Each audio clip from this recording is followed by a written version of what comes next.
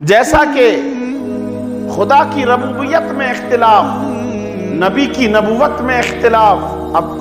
کوئی میرے آقا صلی اللہ علیہ وسلم کو نبی مانتے ہیں اور کافر نہیں مانتا ہے تو اختلاف ہوا کہ نہیں ہوا؟ ہم خدا کو مانتے ہیں لیکن کافر ایک خدا کا قائل نہیں ہے، اختلاف ہوا کہ نہیں ہوا؟ خدا کی ربوبیت میں اختلاف، نبی کی نبوت میں اختلاف، رسول کی رسالت میں اختلاف، ولی کی ولایت میں اختلاف، میاں بیوی میں اختلاف، بہن بہن میں اختلاف، بھائی بھائی میں اختلاف، خاندان خاندان میں اختلاف، ایک فریق کا دوسرے فریق سے اختلاف، ایک ملک کا دوسرے ملک والوں سے اختلاف، کل شیء مختلف فی، ہر چیز مختلف فی ہے، ہر چیز میں اختلاف ہے، لیکن موت ایک واحد شے ہے جس میں کوئی اختلاف نہیں۔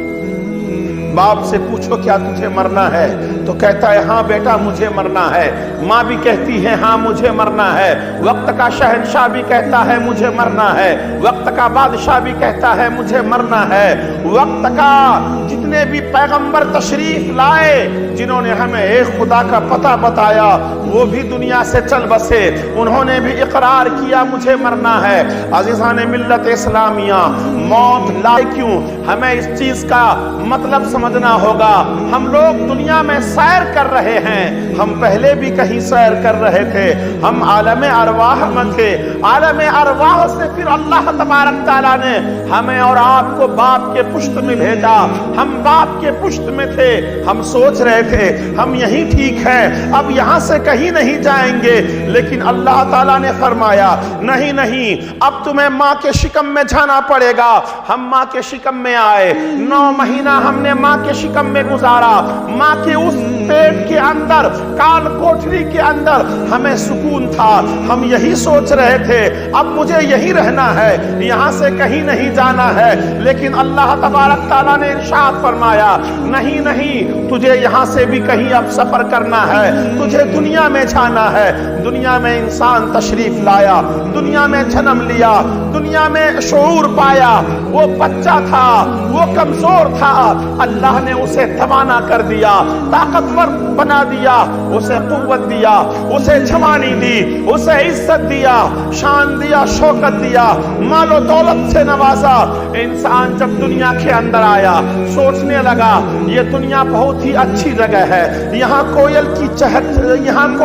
چہک ہے، یہاں نسیم سحر کی ہوا ہے، اس دنیا کے اندر میں سورج ہے، یہاں پر چاند کی چاندنی ہے، یہاں پر ستاروں کی رونق ہے، یہاں انجمن کا نظام ہے، اس کائنات کے اندر باپ کا پیار ہے، ماں کی ممتا ہے، بھائی بہنوں کا پیار ہے، یہ بڑا ہی اچھی جگہ ہے، یہ بہترین جگہ ہے، ہمیں اب یہیں رہنا ہے، یہاں سے کہیں نہیں جانا، ہمیں اب نہیں مرنا، ہمیں اسی دنیا میں رہنا ہے، اسی آشیانے میں رہنا ہے، یہاں پر بیوی کا پیار ہے، بچوں کا پیار ہے، ماں کی ممتا ہے، باپ کا پیار ہے، استادوں کا پیار ہے، پیروں کی شفقتیں ہیں، استادوں کی شفقتیں ہیں، میں اسی دنیا میں رہوں گا، یہاں سے کہیں نہیں جاؤں گا۔ میرے رب نے فرمایا نہیں نہیں، یہاں سے بھی تجھے کہیں جانا ہے، تمہیں برزخ کی سفر کرنا ہے، عالم برزخ کی سفر کرنا ہے، تمہیں قبر میں جانا ہے۔ عزیزان ملت اسلامیہ، تو ہمارے پاس ملک الموت آیا، اللہ اکبر، وہ ملک الموت جنہیں اسرائیل علیہ السلام کے نام سے دنیا یاد کرتی ہے، یہ ہماری روح کو پرواز کر لیتے ہیں۔ اللہ اکبر، جانتے ہو ایک مومن کی روح کس طریقے سے جدا ہوتی ہے، ایک کافر کی روح کس طریقے سے بدن سے جدا ہوتی ہے؟ ایک مرد مومن جب مرتا ہے، ایک مرد مومن، ایک مرد کلندر، ایک اللہ کا ولی جب دنیا سے جاتا ہے، اس دنیا کو لبیک کہ اس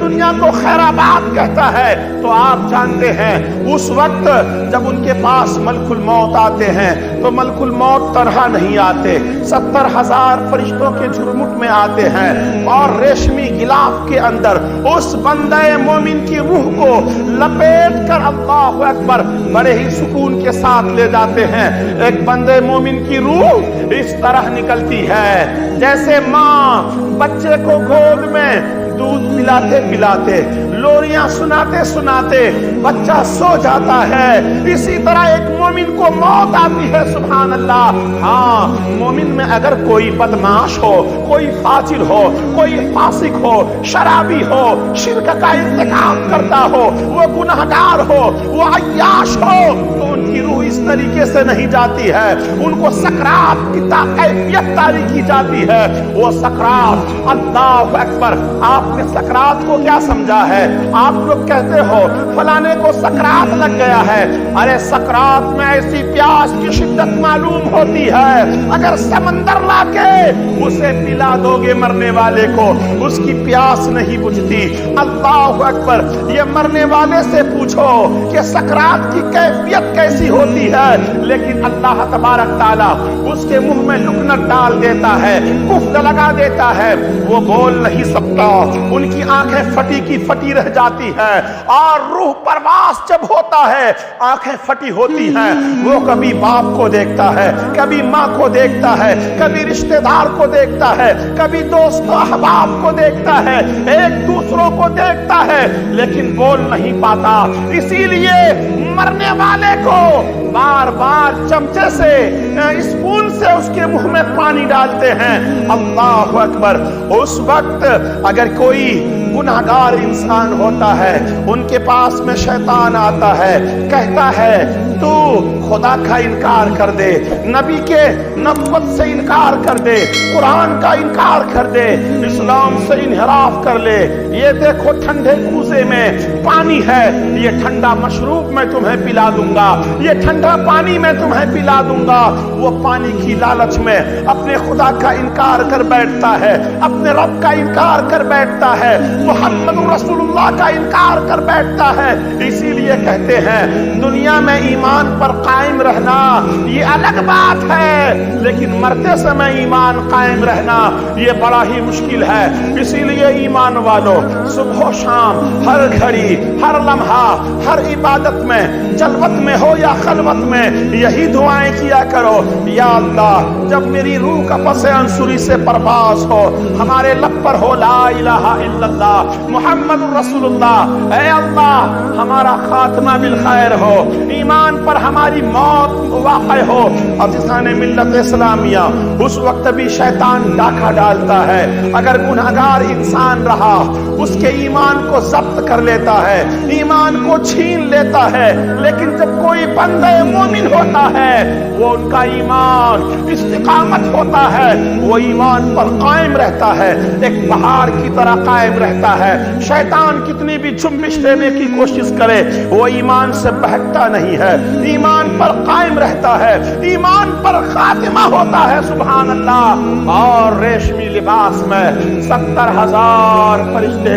اس کی روح کو اللہ کے پاس لے جاتے ہیں۔ عزیزان ملت اسلامیہ، تو وہاں پوچھا جاتا ہے تم کون ہو؟ کہا جاتا ہے فلاں کے بیٹے کی روح کو لے کے آیا ہوں۔ اگر روح پاکیزہ ہے تو مرحبا مرحبا کی آواز آتی ہے، اگر روح گندی ہوتی ہے، دنیا میں گندی چیز کو پسند کرنے والوں کی روح اگر ہوتی ہے، ان روحوں کے بارے میں آسمان سے آواز آتی ہے، خبیث جسم کا خبیث روح ہے، خبیث جسم کا خبیث روح ہے، اسے خبیث جگہ ڈال دو۔ عزیزان ملت اسلامیہ، اسی لیے کہتا ہوں اپنے آپ کو پاک کرو، اپنے وجود کو پاک کرو، اپنے دل کو پاک کرو، اپنے تن کو پاک کرو، اپنے من کو پاک کرو، اس دل کو پاک کرو جس کے اندر اللہ رب العالمین کا جلوہ گاہ ہے، یہ رب کی کرسی ہے۔ قلب المومن عرش اللہ، مومن کا دل عرش الہی ہوتا ہے، مومن کا دل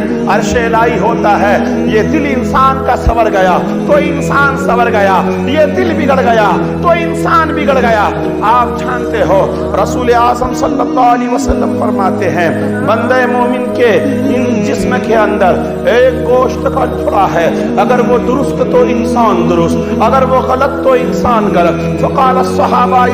یا حبیب اللہ، اے اللہ، اے صحابہ عرض کرتے ہیں یا رسول اللہ، اے اللہ کے رسول رسول، وہ گوشت کا کون سا ٹکڑا ہے، اگر وہ درست ہے تو انسان درست، اگر وہ غلط ہے تو انسان غلط۔ آقا حضور صلی اللہ علیہ وسلم فرماتے ہیں الا وحی القلب، وہ دل کا ٹکڑا ہے، اگر دل درست ہے تو انسان درست ہے، دل غلط ہے تو انسان غلط ہے۔ عزیزان ملت